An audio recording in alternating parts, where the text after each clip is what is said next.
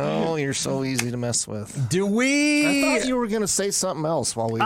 I couldn't remember what it was. Yeah, I don't remember either. So is that going to lead us into the dumb festival we were at over the weekend? Do we have to even talk about it? I think we should talk about it a little. Okay. Tacos and tequila. There was a fair number of tacos, and the tequila was really hard to find. It was a terribly named event. To the point that there was only 2 kinds of tequila. Right.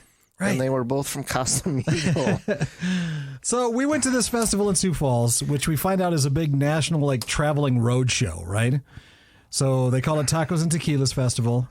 And it really is. Their marketing department really came up with something because it was not that. No, but it was. Of course, you should have read that, and we should. I did. I looked into. Nowhere did it really say kind of what it was. Well, apparently they didn't put the stuff on the website till we got closer because my wife was like the day before we left. We're like, you realize there's no tequila at this, right? I'm like, well, we got tickets now. I was so shocked. Yeah, it was more of a hip hop concert. It was just that's what it was. Purely a hip hop concert with margaritas, lucha libre wrestling too, which was kind of funny. Yeah, and wrestling. They had really bottom of the barrel, but still good, still entertaining as hell. Professional wrestlers. Yep. That was kind of interesting. It was. So this was cool. It was interesting. It was. The whole event obviously is well received because there was 8,000 to 10,000 people at this thing. I wonder what it looked like when it got darker. Little John. Yeah, Little John took the stage. I bet that was really full when it was at the end. Sure it was because they started at 3:00. The music started at 3. Yeah. We stayed till about 5. Yeah, I think right around there, and the crowds just got bigger and bigger and bigger and bigger. So, but even the margaritas, you question for $12 or $16. 16. How much booze was in them? It was all like just the juice. We made up for it afterwards, though. We did, which was fun. We found lots of bourbon in downtown Sioux Falls. Yeah. And by the way, I am going to apologize to all of my East River friends. A little bit. You're going to apologize a little bit for a 12 block square of Sioux Falls. Sioux Falls isn't my bag, right? Generally speaking, but I have not spent any time in downtown Sioux Falls in. Well, probably forever. And they have really done a very nice job with that downtown area, from the falls, from Monk's and some of those shops over there by the water to, what is it, Phillips? Phillips, yep. How awesome that space is. Boy, yes, I concur to everything you just said. It is beautiful down there. Rapid City, what you need to do is send a couple people over there to stay in a hotel in downtown Sioux Falls and figure it out, right? Because they have. Yes. And for all the cool stuff that Rapid City has and none of the humidity, thank God, that we could really improve our downtown space by doing some of the stuff that they've done down there. And let's don't get us wrong. Rapid City has done vast improvements downtown. They have. But just go downtown Sioux Falls and see what they've done. The outside seating everywhere with the bump outs and the perfect. I don't know if they removed a lane, but if we cut the traffic on Main and St. Joe down to 2 lanes and bumped that sidewalk out on both sides of the street to cover that and make cool outside seating in every place. It's cute that you have that pipe dream. I know. That would ever happen here because of the sheer number of people that would complain. Oh yeah, I said that to my wife. I said, can you imagine how much the city would complain by losing 4 parking spots on every block? And then how much the businesses would complain about not being able to park anywhere near it. And I can just imagine the short-sightedness of how this would go down in a public works meeting in Rapid City. And you have to understand that in Sioux Falls, they have a couple of big parking ramps near their downtown. They don't have parking really downtown. I mean, you can if you find it. But it's enjoyable to walk from the ramp to downtown and back. The thing that Sioux Falls didn't have that I noticed was all of the people looking for a free sandwich or a handout or some change or, yeah, they've got people that are down there cleaning up and picking up garbage constantly. Right. It was downtown, seriously, was full by about 10 o'clock Saturday morning. Yeah. The parking. In the morning. Yes. In the morning.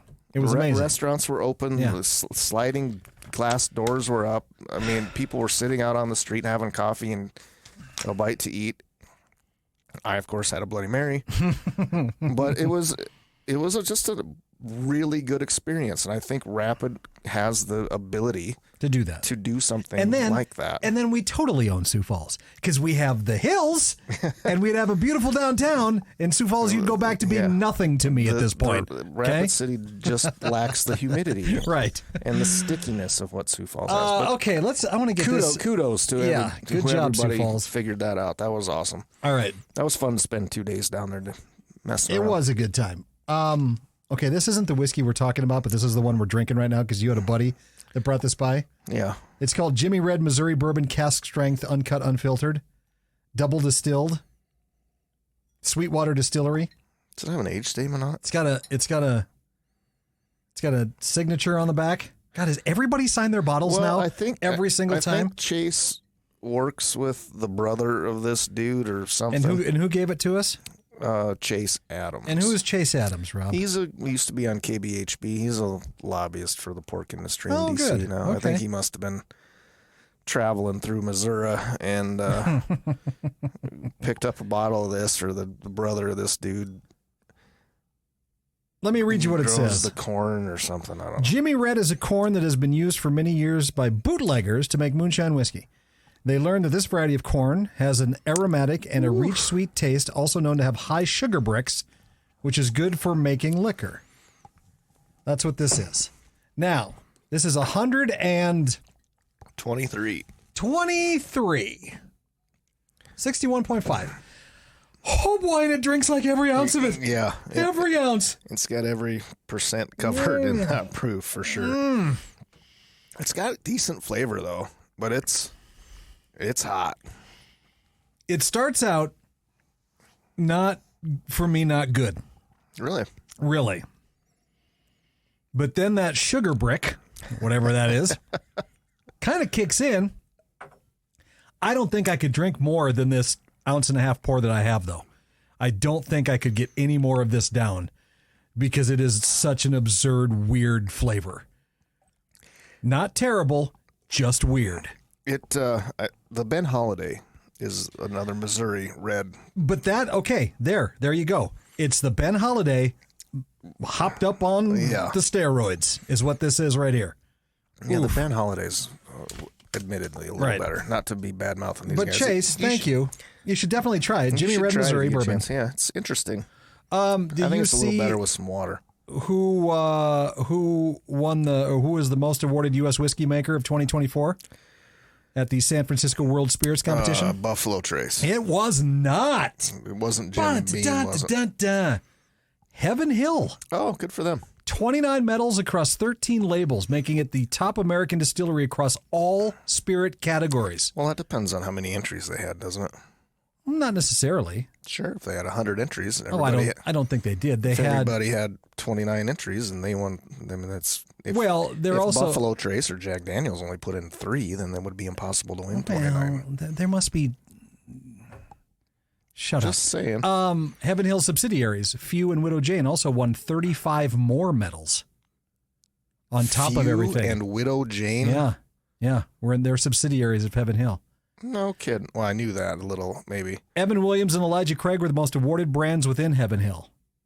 Double gold for Evan Williams Bottled and Bond, and 2 Elijah Craig Barrel Proof Expressions. Let's see. I'm not sure how I'm supposed to comment on any of that. Well, I mean, I don't know. It is interesting that it's not Buffalo Trace. Kind of at this point, maybe right? They've picked up my philosophy on how silly all these awards are. Maybe. Hey, did you see what big new fancy bottle's about to drop, Rob? Are you ready? It's going to be called Sir Davis. You know where this is coming from? Sammy Davis. No. I have no idea. Beyonce. Who? Beyonce's dropping whiskey? She's announced her new whiskey brand, Sir Davis. Just happened Will not be participating in that one. As of recording at 8:13 this morning. Oh, my goodness. Yeah. It's got a bottle of a dark liquor with a horse emblem on the front. They spotted this in her media website. It's a rye whiskey made from a mash bill containing at least 51% rye grains. Well, she got the math right, or whoever did it for her. Filed by Gulf Coast Distillers, located in Beyonce's hometown of Houston, Texas. Oh, it's good. It's a Texas whiskey, too. It's a Texas whiskey. It's a rye. It's celebrity endorsed, and no thanks. You're not going to take a bottle of it at all. The origin of the name is not clear. It might be connected to her son, whose name is Sir. Oh, Yep. Her son's name is Sir. You got to be kidding me. So there we go. One other brief bit of news here. There's been 2 distilleries that have gone Chapter 11. And one is Montana Distillery. I have a bottle from them that I thoroughly enjoyed. They're 4-grain. And they're going Chapter 11. So is Lee Spirits in Colorado. I've never heard of Lee Spirits, though. I did not hear of Lee Spirits while I was down there recently either. But I suppose that depends on where it's at. But I'm thinking, okay, and this kind of goes back a little bit here to when before we started and we were pouring this Jimmy Red out and we realized it was 123 proof. I'm getting a little tired. I know this is people are going to hate this, of the cask strength bourbons. Just add a little water to it. It's fine. I get that. But then I never know exactly the right amount or whatever. And then I'm like, well, I shouldn't have maybe put that much in. I'll have another glass. Oh, no, now I'm wasted because I've had 4 ounces of 123 proof liquor, right? God, you are a walking problem. But why can't we I know this. I think we're at that point, right, with bourbon. It's almost over the little hump there. Of going the other way. Well, clearly, if there's a couple of them that are folding up. Yeah.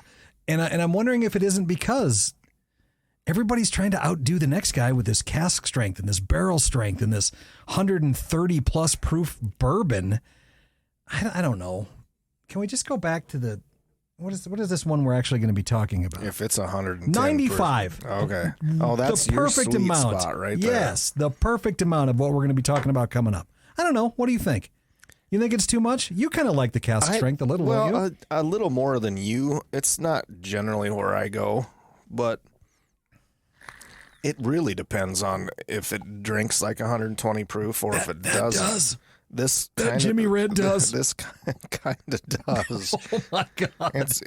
It drinks as hot as or hotter than the Coy Hill at 138 absolutely or whatever. All right, well, let's get into this next one then, Rob. Here coming up, we are going to I got to get through this one first. We are going to get into the fascinating world of horse racing. Oh, good, Blanton's. Are you ready? No, Rob. No, we're not going to Blanton's. We're going to go find. Oh, I'm starting to understand why this is what it is now. Now do you get it? I forgot what we were doing. Okay. All right. I will remind Rob coming up. Taste, play, and repeat at the 7th Annual Mountain West Beer Fest. On November 9th, join us at the Monument in Rapid City for South Dakota's largest beer festival. Explore 80-plus breweries, sip on 200-plus beers, seltzers, and NA drinks. Holy crap, okay. This is great. And enjoy a day filled with food trucks and games. VIP tickets get you early access, a VIP lounge, and lunch. Are you ready for the ultimate beer adventure? Visit MountainWestBeerFest.com. Produced by Home Slice.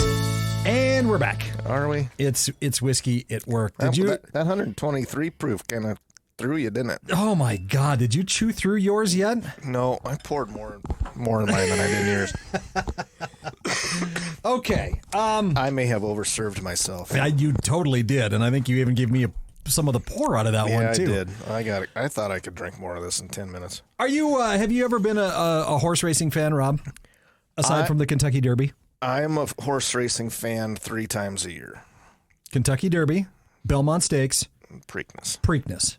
Are you really? You legitimately follow those? No kidding. Well, I watch. I don't watch the 17 hours of Super Bowl pregame stuff that they have, but I try to watch the race, and we've had Kentucky Derby parties at the house before. I wasn't invited to any of those. Well, whatever, that's I'm fine. not sure we had one since you've been here, and you wouldn't come anyway, so. I probably would. You get to wear silly hats. Of course I would come if you get to do that. You get to wear silly hats. I'm all over the silly hat. I know we know of a handful of famous racehorses, right? What was the one big movie 10, 12 years ago? The one with Spider-Man? What was that one? What was the horse's name? The big horse that everybody remembers is Secretariat. Yes, of course. That's a big deal. But then, Seattle Slew was in the 70s. There's names thrown in there. I don't remember what the Tobey Maguire movie was. It's right on the tip of my tongue. That was too, a but whatever. little horse. That was a little horse with a big heart. Yeah, that's kind of what our story is today, Rob. With this whiskey that we're about to drink. Well, let's talk about it. Are you ready? I can't hardly hold back my anticipation. Let me take you back, Rob, to the 1950s. Are you ready? Can you go back that far with me? No. There was a racehorse. 70 is where I stopped. His name was Never Say Die. Great name for a racehorse, I think. What was the Beetle reference? You remember? I never could figure out the... Go ahead. Never mind. I'm sorry. I don't know where you were going with that. You threw me. The article that I read, something about the Beatles? The person that owned the horse said something with the Beatles, and I thought maybe they named the say. song after this horse or something. Maybe. This house was owned by American philanthropist Robert Sterling Clark. Jill will be texting me later. Okay. This was an American-bred, British-trained thoroughbred racing horse. See, now I get it. That's the twist in the story right now, okay? Here we go. I was trying to figure out why we were reading about this stupid horse. The horse was born in 1951. It was so feeble when it was born. I tried to... I thought that was why you wanted me to read this thing about them pouring bourbon down this horse's throat. Right, and I wanted to double-check it back to life to make sure that was an actual thing that happened, and according to all... resources that I found that yes, this foal Wikipedia didn't say that was about it was about dead really, but this guy spent a lot of money on it. So he's like, just give it some whiskey and see what happens. And the horse lived. I want to know what bourbon they poured down this thing's gullet. I mean, the horse was named just because of that. Because it almost died on its day of its birth. Yep. Yes, I got that part of it. It was a difficult horse to train. Apparently, cute people in our office. He had a few early races that didn't hint at the greatness to come. Well, I think that there was a part of this that apparently the sire of this thing was a pain in the butt, and there was some trainer that they flipped a coin to decide which of the two ponies from this sire that they or whatever, and and the one trainer, I'm sorry, must have been two different sires. They flipped a coin to figure out which one they were going to train, and one of the trainers didn't like the sire because he was such a temperamental pain in the butt that he picked the other horse, and then this one ended up doing. Really? Oh, that's interesting. Okay. It was just on a coin toss then, too, with this thing. Like I said, he ran a couple of derbies, didn't do really well, but somehow made it into. I've never heard of the Epsom Derby before. No, that was a big thing, but I think you can only run the Kentucky Derby once, can you? Oh, you would know way more about that than I would for sure. I think it's like a 3-year-old deal, maybe. Okay. This horse had 33-1 odds when it entered this very famous Derby in 1954. Ready to set the stage for this race, Rob? I can't hardly wait for you to do it for me. This was one of the most prestigious horse races in the world at the time, June 2nd, 1954. The Kentucky Derby was in June? This is Epsom. Oh, the Epsom Derby. This is in England. That's where you get all your printer ink. Sure, or your salts. Mine was Epsom. Despite the long odds, this horse, Never Say Die, who was once brought back to life by pouring whiskey down its throat as a baby, Never said die. A stunning performance. Won by 2 lengths in that race, which I from what I understand, is a big amount for horses. It depends on how long the race is, I suspect. They made this horse the first American-bred horse to win the Derby since the race's inception in 1780. That's pretty amazing. So this was an American-bred, British-trained thoroughbred. And it was the first horse in 1780 that what? The first American-bred horse. Okay. Yep, to win this specific race. The Epsom Salts Derby in London. The Epsom, E-P-S-O-M. Epsom. Epsom. So supposedly. Supposedly. While back, This smells good. I found this bourbon that is called Never Say Die. It is Kentucky Straight Bergen, Bergen. small batch bourbon whiskey. From Heaven Hill, the award winner. No, it isn't. But here's what makes this whiskey kind of unique. It's distilled in Kentucky, but it's bottled in the United Kingdom. So they distill it here, they ship it over to the UK, and that's where it ages. And then it's brought back here, all in honor of this racehorse called Never Say Die. In following Never Say Die's footsteps Yes. from here to England. From here back. to England and back. Correct. This is really good. Is it? I haven't taken a sip yet. Well, I'm good to know. I'm glad you said that. It smelled great, but it tastes even better. Oh Lord. This could ruin somebody's night. Oh boy. Where did you get this? I was looking at Sealbox. Oh, is this the one that I ordered? Yeah, these are the I ones. get to take this home. No, but It sounds like I paid for it, and I get to take it home. And the reason why you don't get to take this home is because you were supposed to get Blue Run bourbon. They didn't have Blue Run. And instead, the second bottle you ordered was Blue Note. which was also good, and it wasn't as good as this, but it is so good that I bought a second bottle while I was in Colorado Springs, and then I drank that one. Blue Note, you did? Yep. It was that good, huh? I hadn't tried it until Colorado Springs, so you can have the Blue Note that is in your office, and I will take this one home. This is really good. This is amazingly good. Super smooth, even at 95, which granted might be affected by the 120 That we just had proof before gasoline that. we just had, but this is delightful. Now, obviously, there's a gimmick to this. What was Bailey's deal? It's lovely? It's lovely. It's lovely. Yes. Was it Bailey? Is it Bailey? Yes. I haven't seen him so long. I forgot. Not Bailey. No. Tristan? No. That was the other one.